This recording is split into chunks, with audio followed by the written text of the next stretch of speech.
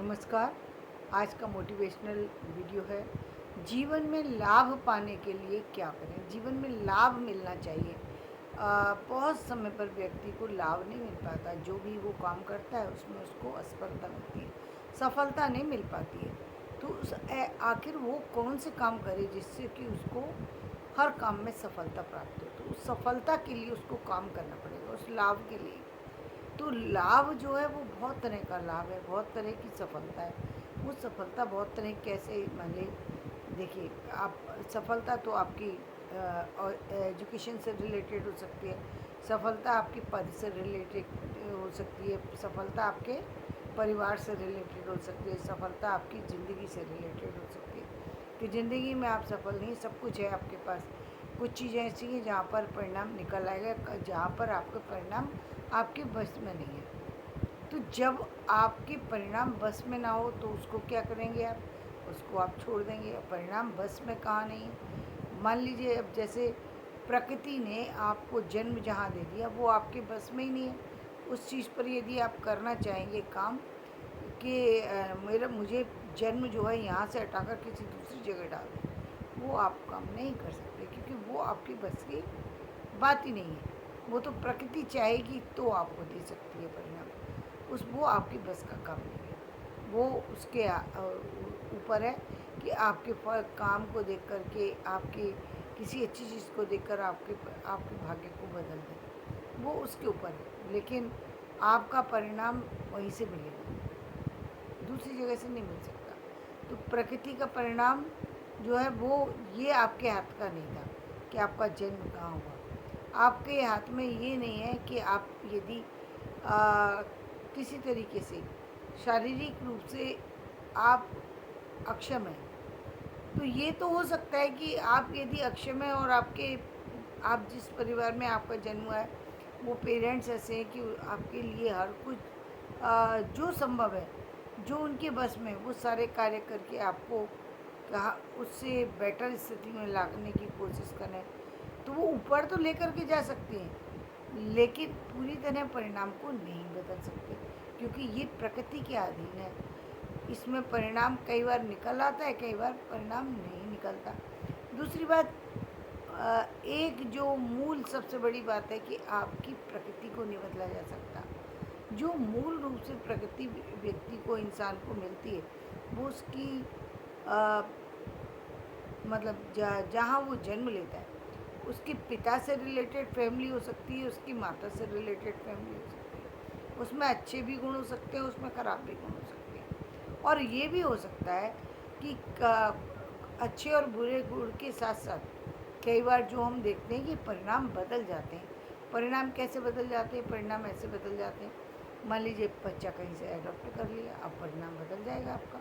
आपने बच्चा कहीं और से लेकर के आए, बच्चा तो आपकी फैमिली में आकर के पल रहा है, लेकिन बच्चा तो कहीं और का है, तो वो आपकी फैमिली में परिणाम बदलना शुरू हो जाएगा। अब उसके बच्चे जिससे होंगे वो संतान भी दूसरे से ही आएगी, तो यानी आपका परिणाम वहाँ से बदलना शुरू हो जाएगा। लेकिन उसी फैमिली के बच्चे यदि होते रहेंगे तो परिणाम नहीं बदलेगा।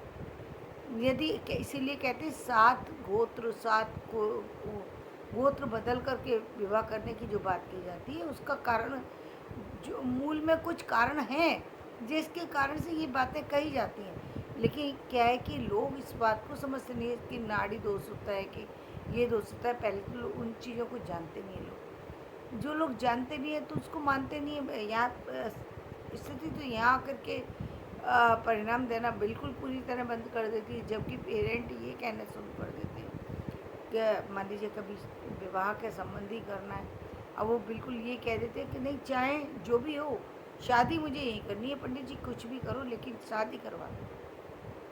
अब शादी में जब वो कह रहे हैं कि यहाँ नाड़ी दोष है, यहाँ पर ये दोष है, यहाँ पर ये दोष, पहली बात वो कह रहे हैं कि या तो आप इसको शांति करें, नहीं शांति नहीं, हमें तो इस तारीख को शादी करनी है। अब उसके परिणाम विपरीत हो जाते हैं। और जिसको कि बाद में व्यक्ति को रियलाइज़ होता है, बच्चा अपंग पैदा हो गया, बच्चा और तरह की स्थिति में पैदा होता है, जिसका परिणाम बच्चे को भुगतना पड़ता है। आप तो फिर बच्चा करके छोड़ देते हैं बच्चे को किसी तरीके से, या तो आपको भी परिणाम भुगतना पड़ता है, आप एक ऐसे बच्चे को लेकर पूरी ज़िंदगी चलते हैं जो जो बच्चा शारीरिक रूप से सही नहीं है, स्वस्थ मानसिक रूप से सही नहीं है, या तो ये आपके लिए कितना कठिन काम है, बहुत टफ काम है। और इसी तरीके से आपके बच्चे के लिए बहुत टफ है, तो उसको जीवन को चलाना, उसको, और आपके ना रहने पर तो और किसी के हाथ नहीं रहेगा। ठीक है, आप बहुत पैसे वाले संपन्न होता है, कुछ उसकी स्थितियाँ अच्छी हो सकती है, लेकिन वो परिणाम आपकी वजह से आया था कि आपने आपकी वजह से नहीं है, बल्कि आपके पेरेंट्स की वजह से आया कि उन्होंने आपकी शादी के समय पर उन चीज़ों को इग्नोर किया जो चीज़ें सबसे महत्वपूर्ण थी। अब अब हमारे सामने एक और चीज़ आ जाती है, जब हम कहते हैं लव मैरिज के में तो ये सारी चीज़ों को मिलाने का तो कोई चांस ही नहीं है। अब जब हमने ये चीज़ें तो मिलाना छोड़ दिया, अब हमारे दूसरे कारणों के कारण से हम लोग मिल तो गए, वो तो कहीं गलत नहीं है, लेकिन अब आपका आपका आपके मिलने में कोई कमी नहीं है। आप आपका परिणाम गलत नहीं है, आप दोनों तो अच्छे हैं ना, तभी तो उस बच्चे को पाल पा रहे हैं। आप दोनों एक दूसरे को बस लाइक करते हैं, चाहे दुख में चाहे सुख में, आपकी ज़िंदगी ठीक चल रही, लेकिन उसका परिणाम आपके बच्चे पर आ रहा है बिना किसी कारण के। बिना किसी कारण के वो संतान दोष था आपकी कुंडली में, आपने उसको नहीं सही कराया। इसीलिए पहले जो राजा लोग होते थे, जो और लोग होते थे, वो पंडितों को रखते थे। और आज भी जो संपन्न लोग हैं, जिनके परिवारों को आप संपन्न देख रहे हैं, वो किसी भी तरीके से पहले बात करते हैं। आपको शायद याद हो, अमिताभ बच्चन ने जब ऐश्वर्या राय की अभिषेक से कुंडली नहीं मिल पा रही थी, तो उन्होंने 9 या 10 करोड़ रुपया खर्च किया, और वो जितने भी कुंडली के दोस्त थे उनको समाप्त करवाया। 9-10 करोड़ रुपया उस समय में बहुत मायने रखता है। 9-10 करोड़ रुपया आज तो उसकी वैल्यू बहुत ज़्यादा हो गई। यानी उसके लिए इतने प्रयास करने पड़े थे, इतनी सारी पूजाएं बताई गई, इतने सारे काम किए गए, और उन्होंने उनको करवाया।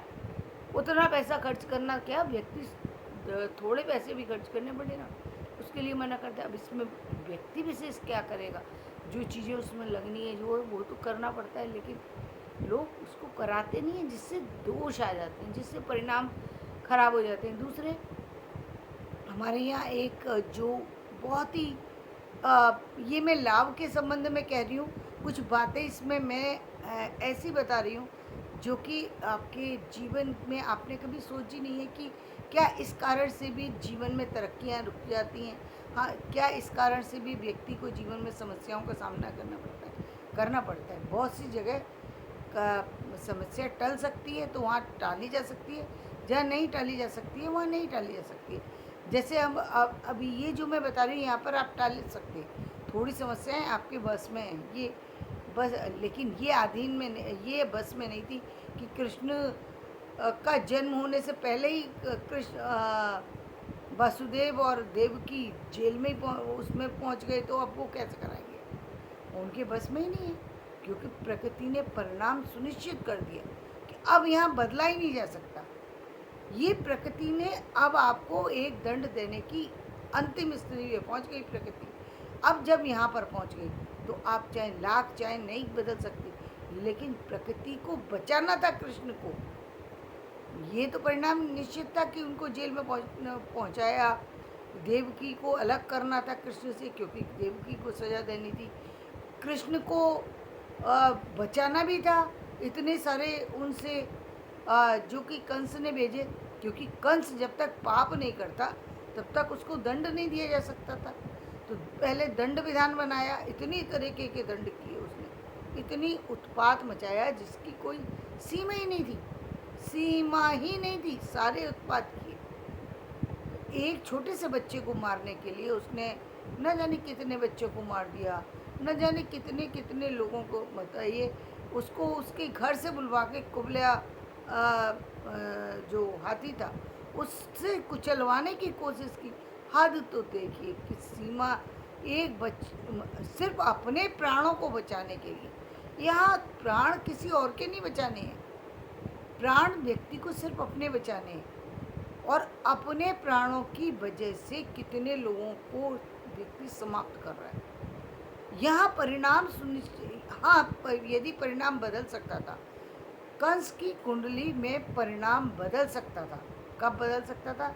यदि कंस उतनी स्थिति को समझ करके भी सोच लेता कोई बात नहीं है मेरी बहन है, लेकिन उसका बहन का सोचना तो वो जैसे ही उसने भविष्यवाणी सुनी कि इसका 8वां पुत्र, कहते ना परीक्षा थी उसकी कि इसका 8वां पुत्र तेरा काल बनेगा, जैसे ही उसने ये भविष्यवाणी सुनी तो वो तो बिखर गया कि अब मेरा ये मेरा विनाश कैसे कर सकता है, इसका पुत्र मेरा। अब जो उसकी बहन उसी प्राणों से प्यारी थी, अब तो वो उसकी दुश्मन हो चुकी। अब यदि वो दुश्मनी ठान करके और उसके साथ वो व्यवहार कर रहा है कि सोचिए, आप कभी कल्पना भी नहीं कर सकते कि एक व्यक्ति विवाह के बाद विदाई के लिए जा रहा है और विदा के लिए जाते जाते वो परिवार जो कि अपनी बहू को विदा कराने आया है। आप कितने सारे परिवारों, पहले मैं इसकी बात करूं कि जो वो परिवार जो अपनी बहू को विदा कराने के लिए आया है, वो परिवार विदा तो बाद में कराएगा, उसके बेटे को भी बंदी बना करके वहाँ पे रख लिया जाता है। बेटी तो देना दूर की बात रही, उसके बेटे को भी रख लिया जाता है। और उसकी बेटी के 8 बच्चे होते हैं और 8 बच्चों को मार दिया जाता है। मतलब 8वें तो ये कृष्ण होते हैं, ये बच जाते हैं कि वो उनको बचाना था प्रकृति को, क्योंकि अब उसको दंड देना है। उसकी कंस की परीक्षा थी, शायद वो छोड़ देता तो शायद उसका भाग्य बदलना शुरू हो जाता, शायद वो स्थिति नहीं आती, शायद कुछ उसमें और परिवर्तन होते तो वो शायद परिणाम बदल जाता। ये नहीं भी बदलता तो मृत्यु तो अब भी आई, मृत्यु तो अब भी नहीं टली ना कंस की। परिणाम ये जरूर होता कि आगे जाकर के उसका कोई और परिणाम होता, लेकिन होना वो नहीं था। और उधर कृष्ण को बचाना था, तो जो कृष्ण के साथ जो स्थितियाँ बनी, कभी आप कल्पना कर सकते हैं कि इतनी भारी बहुत अधिक बारिश हो रही है और उस बारिश में एक छोटा सा पानी का जो एक एरिया होता है उसको पार नहीं कर सकता व्यक्ति। एक छोटी सी बारिश हो रही है और छोटा सा पानी में से एक जगह से दूसरी जगह जाना, व्यक्ति उसकी कल्पना नहीं कर पाता। ऐसे में यमुना नदी उफान पर चल रही है, बह जाने का डर है, और वासुदेव भूल गए सारी चीज़ों को और लेकर के कृष्ण को बचाने के लिए चल दिया। वो भूल गए, नदी रास्ता देती जा रही है और शेष नाग उसके ऊपर रक्षा कर रहा है। ये भगवान ही तो कर सकते हैं, क्या ये इंसान की स्थितियाँ हैं? नहीं, कि नदी में से रास्ता निकल रहा है, वहाँ जाते हैं, वहाँ से उस कन्या को उठाते हैं, फिर लेकर के आते हैं। ये स्थितियाँ इंसान की स्थितियाँ नहीं हैं, ये भगवान की स्थितियाँ। तो यानी परिणाम वहाँ पर सुनिश्चित है, वो भोगना है। तो यहाँ पर लाभ की स्थिति नहीं बन सकती थी। यहाँ पर आप जो काम करेंगे उसका परिणाम नहीं आ सकता। परिणाम सिर्फ ये है कि आप यदि शायद कंस करता तो शायद कुछ बदलाव हो सकते थे, शायद हम कुछ नहीं कह सकते इस तरह की स्थिति में, लेकिन हाँ फिर भी हम ये संभावना कर सकते हैं कि शायद थोड़ा बहुत बदलाव हो जाता। लेकिन हाँ, कंस के हाथों इतनी हत्या नहीं होती, इतना पाप नहीं होता, इतना लोगों के साथ जो उसने दुराचार किए वो नहीं होते, अन्याय की पराकाष्ठा नहीं होती, लेकिन पराकाष्ठा हुई क्योंकि ये सारी स्थितियाँ होनी थी, इसलिए हुई। तो कई बार हमारे हाथ में ही नहीं होती चीज़ें, फिर भी हम उनको हाथ में लेने की। अब कृष्ण ही थे जिन्होंने कि कन्नी उंगली पर गोवर्धन पर्वत को धारण कर लिया और पूरे ब्रजमंडल को बचा लिया। ब्रजमंडल को नहीं बचाया, ब्रजमंडल के लोगों को बचा लिया। और ये कहा गया था वो गोवर्धन पर्वत जो आज भी मथुरा में सुरक्षित है, आप आज भी जाइए गोवर्धन की परिक्रमा करने जाइए तो आपको वो पर्वत दिखाई देगा। और उस पर्वत की विशेषता ये कहा यह जाता है कि जिस दिन वो पर्वत ख़त्म हो जाएगा, धीरे धीरे वो घट रहा है, जिस दिन पूरी तरह ख़त्म हो जाएगा उस दिन जो है सारी स्थितियाँ पुनः बदल जाएंगी, सारी स्थितियाँ। तो ये परिणाम पहले से बता दिया गया है। हमने बहुत सारी सी चीज़ें सुनी और हम अपनी आंखों के सामने उन चीज़ों को देख भी रहे हैं, पर घटित होते हुए देख रहे हैं। तो हम देखते हैं कि लाभ की इन स्थितियों में, लाभ की स्थितियों को हम सुनिश्चित नहीं कर सकते। लाभ की स्थितियाँ प्रकृति पर निर्भर करती हैं कि वो बदले या ना बदले। जैसे हमने कहा कि अमिताभ बच्चन ने आप सुनते हैं कि उन्होंने ये सारी पूजाएं करवाई, उनका भाग्य में बदलाव हुआ और हजारों राजाओं के भाग्य में बदलाव हुआ। हजारों लोगों की हम कहानियाँ सुनते हैं कि जब बच्चे का जन्म होता है 7th मंथ में उसकी पूजाएं कराई जाती हैं। जब बच्चा गर्भ में होता है तब क्यों कराई जाती हैं कि उसके कोई भी कर्म है, कुछ भी हो, उनका किसी न किसी तरीके से वो सारे जो पाप हैं, सारे जो समस्याएं हैं, उनका अंत हो जाए। उसके लिए पहले ही 7th मंथ में ये पूजा कराई जाती है, क्योंकि 7th मंथ में ये मानते हैं बच्चा पूरी तरह बन चुका है। और आप जानते भी 7th मंथ में बच्चे का जन्म हो जाता है, तो 7th मंथ में जो बच्चे का जन्म हो रहा है यानी वो पूरी तरह बन चुका है। अब यदि उसका परिणाम यदि बदला जाए गर्भ में ही, तो माँ और बच्चे दोनों को बचाया जा सकता है, अस्वस्थ होने से बचाया जा सकता है, शरीर के रूप से बचाया जा सकता है। ये लाभ की स्थितियाँ हैं, लेकिन मैं बहुत सारी दूसरी अन्य लाभ की बात भी करना चाहती हूँ। इसलिए भाग 2 में कल हम इससे आगे की चर्चा करेंगे। मैं अपना वीडियो यहीं समाप्त करती हूँ। मेरा ये वीडियो पसंद आए तो इसे लाइक करिएगा, शेयर कीजिएगा और सब्सक्राइब कीजिएगा। कल हम लाभ की इसी लाभ के आगे के बारे में चर्चा करेंगे कि कौन से लाभ हैं जिनको हम बदल सकते हैं और जीवन में अपनी खुशियाँ प्राप्त कर सकते हैं, और कौन से वो लाभ हैं जिनको हम जो हमारे हाथ में ही हैं, जिनका परिणाम हमारे हाथ में है, अभी वो कहीं गया नहीं है, वो हमारे ही हाथों में है और हम उसको प्रतिदिन बदल रहे हैं। तो उसको हम बदलने से रोक सकते हैं, अपने जीवन में खुशियों को ला सकते हैं। तो धन्यवाद। अपना वीडियो में यही समाप्त करती हूँ। कल हम फिर मिलते हैं।